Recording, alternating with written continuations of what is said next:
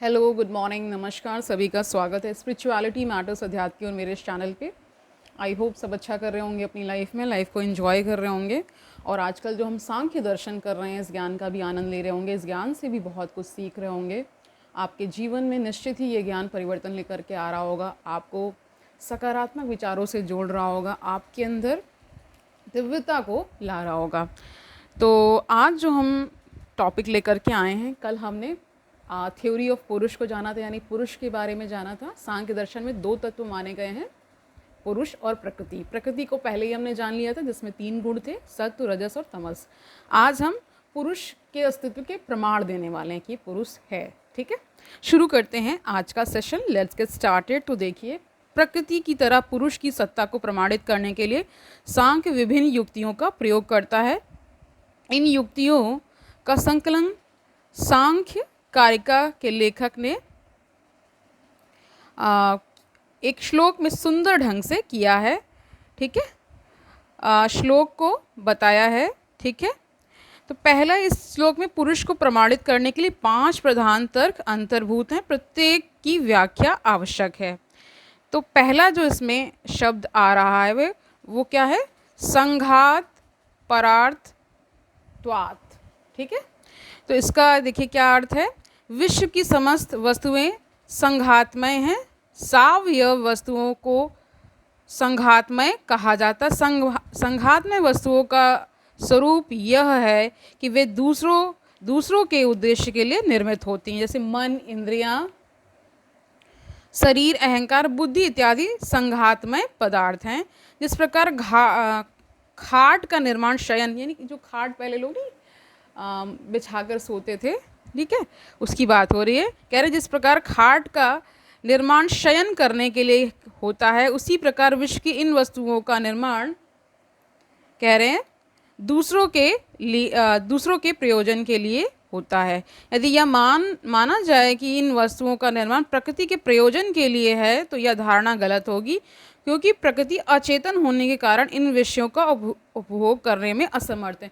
अब देखिए, आप सभी ने देखा होगा कि जब भी हम किसी चीज़ का निर्माण कर रहे होते हैं, किसी वस्तु का, है ना, जैसे आप भोजन भी पकाते हैं, तो आप एक अकेले के लिए तो पकाते नहीं हैं, उसमें बहुत सारे लोग खाते हैं। ठीक है, तो वैसे ही यहाँ पे भी कह रहे हैं कि जो खाट का एक उदाहरण दिया है, जो खाट जिस पे सोते हैं, है ना, अभी भी गांव में आपको खाट मिल जाएगी, उसका उदाहरण दे रहे हैं।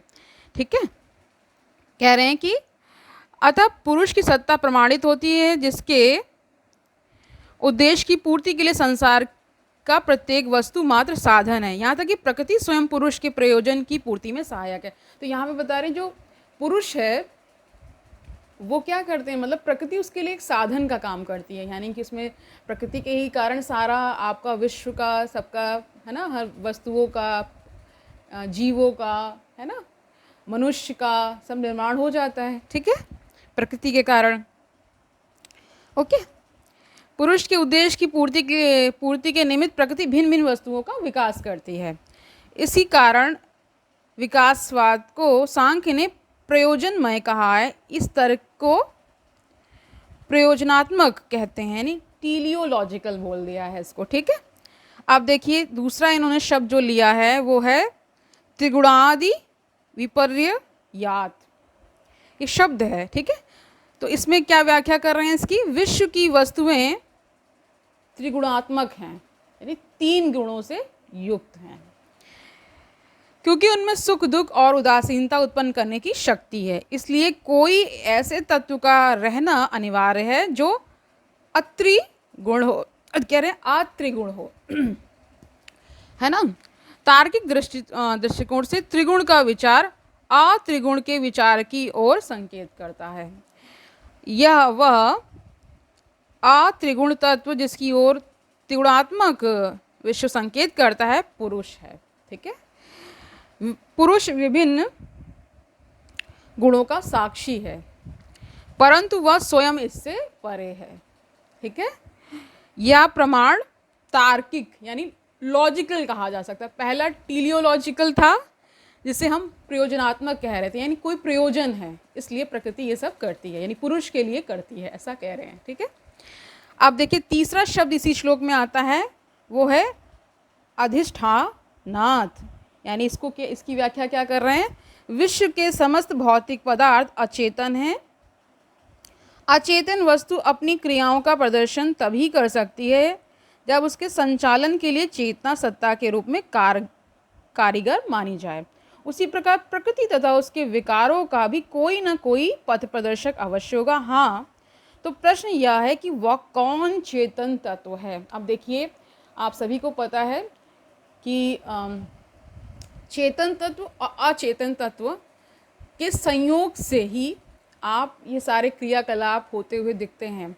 यानी कह रहे हैं कि अब देखिए, आप जिसने भी क्वांटम फिजिक्स को पढ़ा होगा वो ये समझ पा रहा होगा, यहाँ तक कि एक्सप्लेन कर दिया गया, अगर कोई ऑब्जर्वर नहीं होगा तो क्या होगा? ऑब्जर्व थिंग भी नहीं होगी। यानी अगर दृष्टा नहीं है तो दृश्य भी नहीं होगा। ठीक है, यानी कि अगर एक लेवल पे आप ये सोचिए कि आप मुझे देख रहे हैं तभी मैं एग्जिस्ट कर रही हूँ, अदरवाइज नहीं। ये क्वांटम फिजिक्स कहती है। ठीक है, तो बहुत सूक्ष्म ज्ञान है, इसको लेते रहिए और समझते रहिए। आनंद का भी विषय है, मतलब आनंद आता ही है ये सब चीज़ें जानकर। ठीक है, कह रहे हैं हाँ, तो प्रश्न यह है कि कौन चेतन तत्व है जो अचेतन प्रकृति तथा उसके विकारों का पथ प्रदर्शन करता है? सांख्य के अनुसार वह चेतन तत्व पुरुष है ना, जो प्रकृति, महत, अहंकार, मन आदि अचेतन पदार्थों का पथ प्रदर्शक है।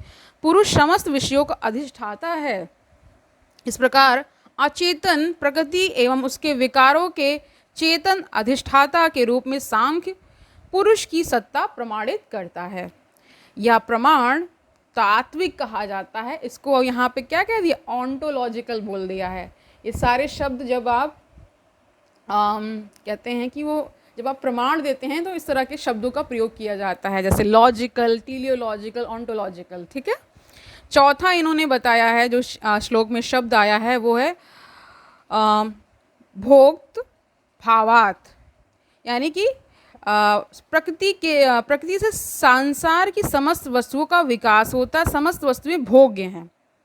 यानी आप देख ही रहे हैं कि अगर इस संसार में वस्तुएं हैं तभी तो हम भोग पा रहे हैं। अगर वस्तुएं ही ना होती तो फिर क्या भोगते? ठीक है, अतः इन वस्तुओं का भोक्ता होना परमावश्यक। अब देखिए, भोग्य वस्तुएं हैं तो उसका भोक्ता भी होगा, क्योंकि ये भी हमने जाना था कि कार्य कैसे संपादित हो पाता है, उसके कारण में।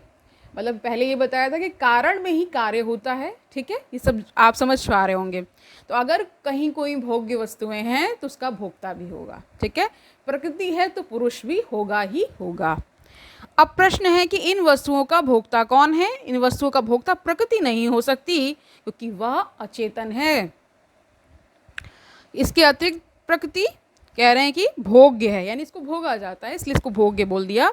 एक ही वस्तु भोग्य और भोक्ता दोनों नहीं हो सकती। यदि ऐसा माना जाए तो आत्मविरोधी है ना, आत्मविरोधी का निर्माण होगा, यानी सेल्फ कंट्राडिक्टरी हो जाएगा ना। ओके, बुद्धि भी इन वस्तुओं का उपयोग नहीं कर सकती, क्योंकि वह भी अचेतन है। इससे यह संकेत होता है कि संसार के विभिन्न वस्तुओं का भोक्ता चेतन सत्ता ही है। संसार का प्रत्येक पदार्थ सुख, दुख और उदासीनता उत्पन्न करता है, परंतु सुख, दुख और उदासीनता का अर्थ तभी निकलता है जबकि इनका अनुभव करने वाली कोई चेतन सत्ता हो। सच पूछा जाए तो पुरुष ही वह चेतन सत्ता है, वही सुख, दुख और उदासीनता का अनुभव करता है। अतः पुरुष का अस्तित्व मानना आवश्यक है। यह प्रमाण नैतिक यानी एथिकल कहा जाता है। अब देखिए, पांचवा जो इन्होंने शब्द श्लोक से लिया है वो है कैवल्यार्थ प्रवृत्ति। कैवल्य आप समझ रहे होंगे। ठीक है, विश्व में कुछ ऐसे भी व्यक्ति हैं जो मोक्ष के लिए प्रयत्नशील रहते हैं, जैसे हम सब आप। ठीक है, मोक्ष दुखों के विनाश को कहा जाता है। मुक्ति की कामना भौतिक विषयों के लिए संभव नहीं है, क्योंकि वे दुखात्मक एवं अचेतन हैं। मोक्ष की कामना अशरीरी व्यक्ति के द्वारा ही संभव मानी जा सकती है। वह चेतन अशरीरी सत्ता पुरुष है। यदि पुरुष का अस्तित्व नहीं माना जाए तो मोक्ष, मुमुक्षा का अर्थ होता है जो मुक्ति पाने की जो इच्छा होती है ना आपकी, उसको मुमुक्षा कहा जाता है। ठीक है, जीवन मुक्ति आदि शब्द निरर्थक हो जाएंगे। इससे प्रमाणित होता है कि पुरुष का अस्तित्व अनिवार्य है। यह प्रमाण धार्मिक यानी रिलीजियस कहा जाता है। 5 तरीकों से समझा दिया गया है। तो पहला जो था वो टीलियोलॉजिकल हो गया, दूसरा लॉजिकल, तीसरा इन्होंने क्या बताया ऑन्टोलॉजिकल, चौथा एथिकल एंड पांचवा रिलीजियस। ठीक है, आप जानिए आगे क्या बता रहे हैं। पुरुष का अस्तित्व प्रमाणित हो जाने के बाद पुरुष की संख्या पर विचार करना वांछनीय है। सांख्य के अनुसार पुरुष की संख्या अनेक है। गुण की दृष्टि से सभी आत्माएं समान हैं, परिमाण की दृष्टि से वे भिन्न भिन्न हैं। इस प्रकार सांख्य पुरुष के संबंध में अनेकवाद का समर्थक हो जाता है। यानी कि जो अनेकवाद है, यानी कि अनेकवाद का अर्थ है अनेक है ना, अनेक पुरुष हैं, इसलिए कह रहे हैं। सांख्य का यह विचार जैन और मीमांसा दर्शन के आत्म संबंधी विचार से मेल खाता है या मेल रखता है। मीमांसा और जैन भी आत्मा की अनेकता में विश्वास करते हैं, परंतु सांख्य के अनेकात्मवाद का विचार शंकर के आत्मा विचार का विरोध करता है। शंकर ने, यानी शंकराचार्य की बात हो रही है यहाँ पे, शंकर ने आत्मा को एक माना है। एक ही आत्मा का प्रतिबिंब अनेक आत्माओं के रूप में होता है। आत्मा की अनेकता अज्ञान के कारण दृष्टिगोचर होती है, जिसे सत्य कहना भ्रामक है। सांख्य आत्मा की अनेकता को युक्तियों के द्वारा प्रमाणित करता है। इन्हें अनेकात्मवाद का प्रमाण कहा जाता है, यानी प्रूफ फॉर प्यूरलिटी ऑफ सेल्फ, है ना। सेल्फ को यहाँ पे आत्मा से बताया जा रहा है। प्रमाण 5 है जिनकी व्याख्या यहाँ एक एक कर की गई है। तो 5 प्रमाण भी दे रहे हैं, ठीक है, कि अनेक है आत्मा, यानी पुरुष अनेक हैं, ठीक है। व्यक्तियों, पहला बता रहे हैं व्यक्तियों के जन्म मरण में विभिन्नता है। जब एक व्यक्ति जन्म लेता है तो दूसरे व्यक्ति की मृत्यु होती है। यदि विश्व में एक ही आत्मा का निवास होता तो एक व्यक्ति के जन्म लेने से संसार के समस्त व्यक्तियों को जन्म लेना पड़ता और एक व्यक्ति के मरने से सभी व्यक्तियों को मरना पड़ता, परंतु ऐसा नहीं होता है, जिससे प्रमाणित होता है कि आत्माएं अनेक हैं। तो ये यहाँ पे अनेकात्मवाद को मान रहा है, यानी अनेक आत्माएं हैं और आत्मा यहाँ पे किसको डिनोट कर रहा है, पुरुष को, ठीक है। इस प्रकार प्रकृति के जन्म मरण में भिन्नता को देखकर आत्मा की भिन्नता का अनुमान होता है। दूसरा बता रहे संसार के व्यक्तियों की ज्ञानेंद्रियां और कर्मेंद्रियों में भिन्नता है ना। कोई व्यक्ति अंधा है, कोई बहरा है, कोई लंगड़ा है। यदि विश्व में एक ही आत्मा का अस्तित्व होता तो एक व्यक्ति के अंधा होने से संसार के समस्त व्यक्तियों को अंधा होना पड़ता तथा एक व्यक्ति के बहरा होने से संसार के समस्त व्यक्तियों को बहरा होना पड़ता, परंतु ऐसी बात नहीं पाई जाती, जिससे आत्मा की अनेकता का सबूत मिल जाता है। अब देखिए यहाँ पे हम जब तर्क दे रहे हैं ना, तो हम उन विचारों को रखेंगे जो इनका समर्थन कर रहे होंगे कि आत्माएं अनेक हैं, पुरुष अनेक हैं, ठीक है।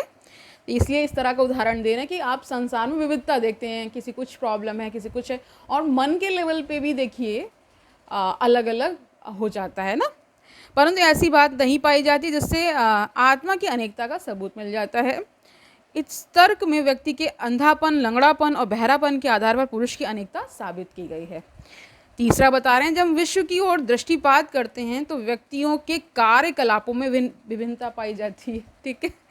जब एक व्यक्ति सक्रिय रहता है तो दूसरा निष्क्रिय रहता है। जब एक व्यक्ति हंसता है तब दूसरा व्यक्ति रोता है, ठीक है। जब एक व्यक्ति धार्मिक कार्य करता है तब दूसरा व्यक्ति अधार्मिक कार्य करता है।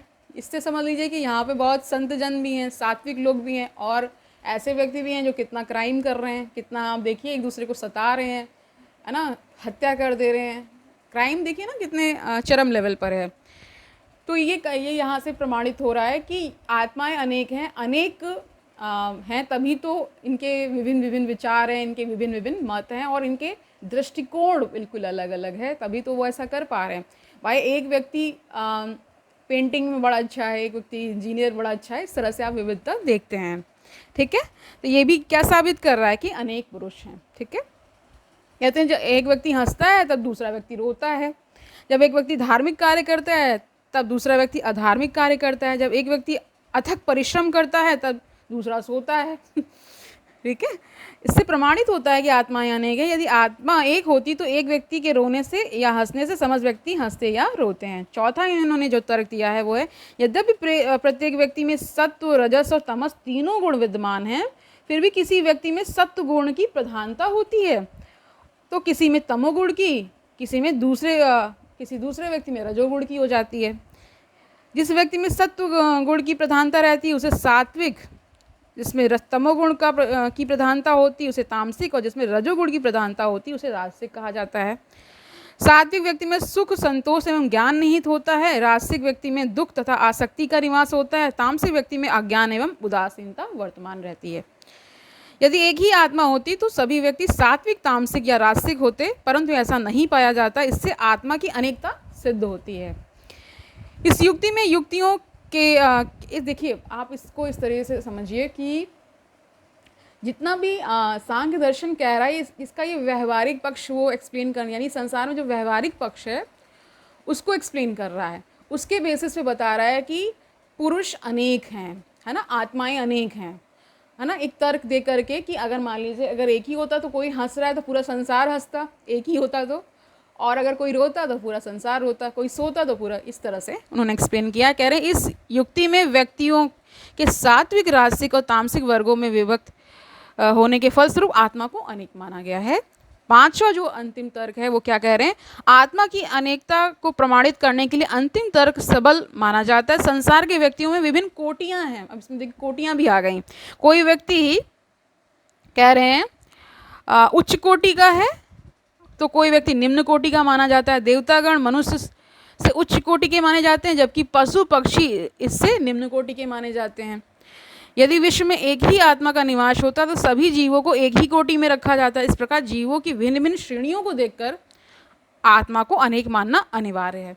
तो आई होप आज का सेशन आपको अच्छा लगा होगा, काफ़ी इंटरेस्टिंग रहा है, क्योंकि अब हम यहाँ पे पुरुष अनेक हैं या पुरुष की जो सत्ता है उसको हम जब प्रमाणित कर रहे थे तो हमने प्रमाण दिया, एथिकल प्रमाण दिए, रिलीजियस प्रमाण दिए, ऑन्टोलॉजिकल, टीलियोलॉजिकल, ना, इस तरह के हमने 5 तरह के प्रमाण दिए, ठीक है।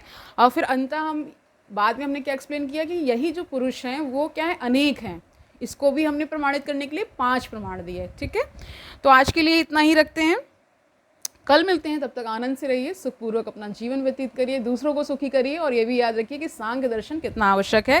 कल हम थ्योरी ऑफ इवोल्यूशन यानी कि विकासवाद का जो सिद्धांत है उसको करने वाले हैं। ये भी बहुत ही इंटरेस्टिंग पार्ट होने वाला है, देखते रहिए, ठीक है। कल मिलते हैं, तब तक के लिए हरिओम तत्सत।